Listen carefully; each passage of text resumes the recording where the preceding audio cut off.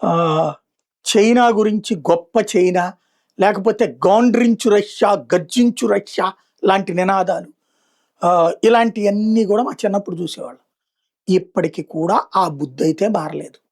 ఎంతసేపటికి చైనాని ప్రేమిస్తాం. చైనాలో పారిశ్రామికవేత్తల్ని ప్రేమిస్తాం.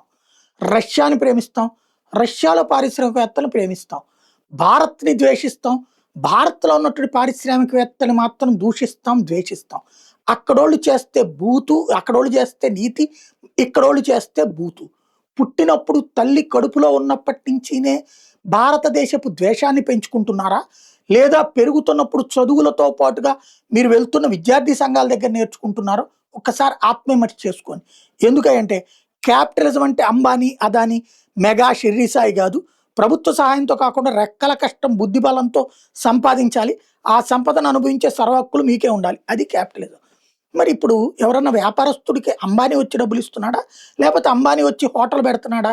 అంబానీ వచ్చి చిల్లర కొట్టు పెడుతున్నాడా? అంబానీ వచ్చి సూపర్ బజార్ పెడుతున్నాడా? అంటే అంబానీ కూడా పెడుతున్నాడు.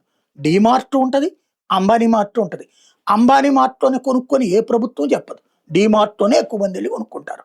మెట్రోలోనే జనం వాళ్ళకి కావాల్సింది కొనుక్కుంటారు. అంబానీ వాళ్ళ రిలయన్స్‌లో కూడా కొంటారు. ఉన్న 10 షాపుల్లో అంబానీ షాప్ ఒకటే తప్ప, అంబానీ షాప్‌కెళ్ళి కొనమని చెప్పి ప్రభుత్వం ఆదేశించదు. డిస్కౌంట్లు డీమార్టోడు అంబానీ కంటే ఎక్కువ ఇస్తాడు. అట్లాగే అదానీతో పాటుగా వ్యాపారాలు చేసే పోర్ట్‌లో వ్యాపారాలు చేసేవాళ్ళు కుప్పలు తెప్పలున్నారు. మనకు అదానీ మీదనే విషం.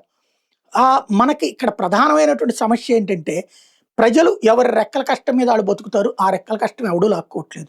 చిన్న బడ్డీ కొట్టు పెట్టినోడు తర్వాత చిల్లర కొట్టు పెడతాడు. చిల్లర కొట్టు పెట్టినోడు సూపర్ మార్కెట్ పెట్టొచ్చు, లేకపోతే ఆగిపోవచ్చు, లేదా వెనక్కి పోవచ్చు కూడా.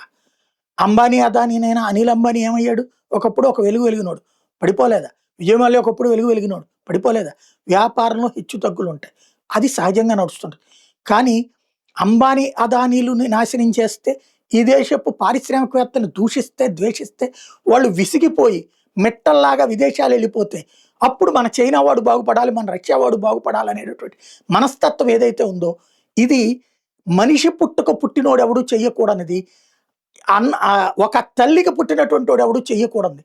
ఎందుకంటే కన్న తల్లి లాంటిది ఈ దేశం. అది గుర్తుపెట్టుకోవాల్సిన అంశం.